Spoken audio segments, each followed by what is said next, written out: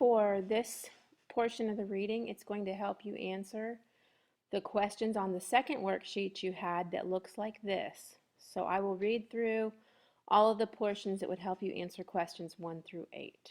So I'm going to start on page 75. Like other plant fibers, cotton consists of over 90% cellulose, which is a polymer of glucose and a major component of plant cell walls. The term polymer is often associated with synthetic fibers and plastics, but there are also many naturally occurring polymers.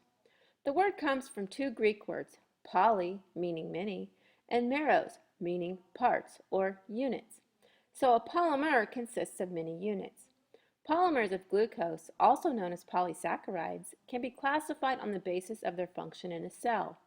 Structural polysaccharides, like cellulose, provide a means of support for the organism.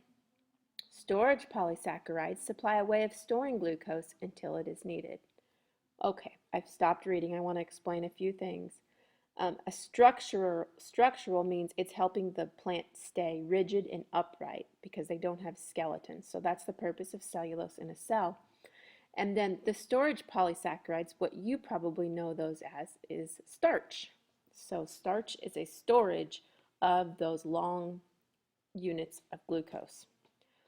Now I am going to go down to page 77. I will be starting reading right here, and I will read this whole paragraph. Many of the traits that make cotton such a desirable fabric arise from the unique structure of cellulose. Long cellulose chains pack tightly together, forming the rigid, insoluble fiber of which plant cells are constructed. X-ray analysis and electron microscopy techniques used to determine physical structures of substances show that the cellulose chains lie side by side in bundles. The shape a beta linkage confers on the structure allows the cellulose chains to pack closely enough to form these bundles, which then twist together to form fibers visible to the naked eye. On the outside of the bundles are the hydroxide groups that have not taken part in the formation of the long cellulose chain, and these hydroxide groups can attract water molecules. Thus, cellulose can take up water, accounting for the high absorbency of cotton and other cellulose-based products.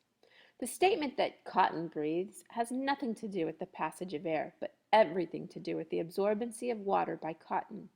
In hot weather, perspiration from the body is absorbed by cotton garments as it evaporates, cooling us down. Clothes made from nylon or polyester don't absorb moisture, so perspiration is not wicked away from the body, leading to an uncomfortable, humid state. Okay, I am now going to move to page 79, and I will be starting at this paragraph, and I will read all the way down. Humans and all other mammals lack the digestive enzymes needed to break down the beta linkages in these structural polysaccharides, and so we cannot use them as a food source, despite the billions and billions of glucose units available of cellulose in the plant kingdom. But there are bacteria and protozoa that do produce the enzymes necessary to split the beta linkage and thus able to break down cellulose into its component glucose molecules.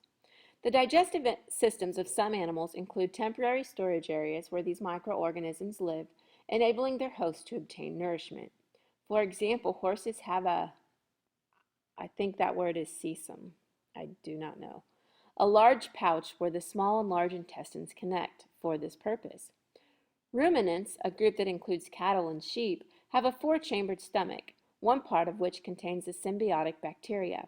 Such animals also periodically regurgitate and rechew their cud, another digestive system adaptation designed to improve access to the beta linkage enzyme. With rabbits and some other rodents, the necessary bacteria live in the large intestine. As the small intestine is where most nutrients are absorbed and the large intestine comes after the small intestine, these animals obtain the products from the cleaving of the beta link by eating their feces. As the nutrients pass through the alimentary canal a second time, the small intestine is now able to absorb the glucose units released from cellulose during the first passage. This may seem to us a thoroughly distasteful method of coping with the problem of the orientation of a hydroxide group, but it obviously works well for these rodents. Some insects, including termites, carpenter ants, and other wood-eating pests, harbor microorganisms that allow them to access cellulose for food, with sometimes disastrous results for human homes and buildings. Even though we cannot metabolize cellulose, it is still very important in our diet. Plant fiber, consisting of cellulose and other indigestible material, helps move waste products along the digestive tract. Okay, and now I'm going to read a portion of this paragraph here.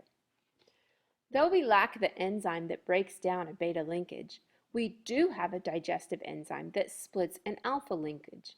The alpha configuration is found in the storage polysaccharides, storage, and glycogen.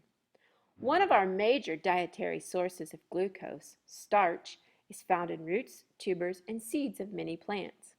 It consists of two slightly different polysaccharide molecules, both polymers of an alpha glucose unit. We're going to stop there and move to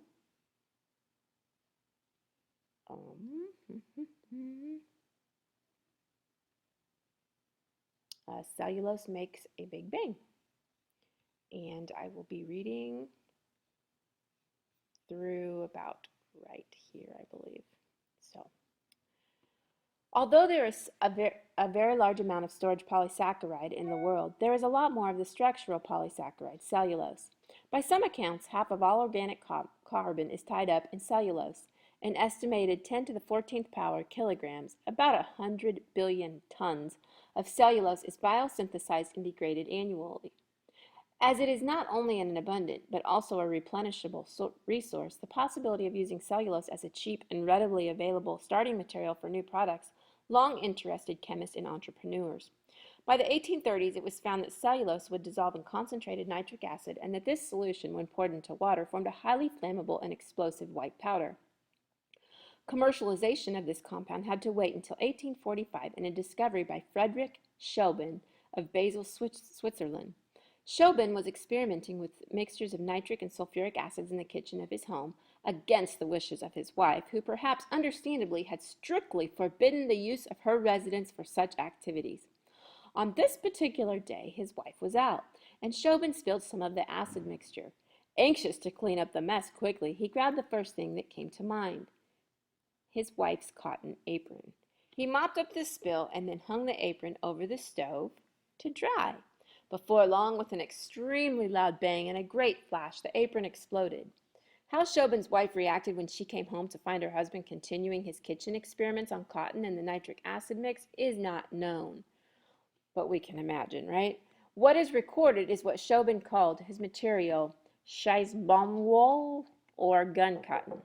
Cotton is 90% cellulose, and we now know that Schoben's gun cotton was nitrocellulose, the compound formed when the nitro group replaces the hydrogen of hydroxide at a number of positions on the cellulose molecule. Not all of these positions are necessarily nitrated, but the more nitration on cellulose, the more explosive is the gun cotton produced.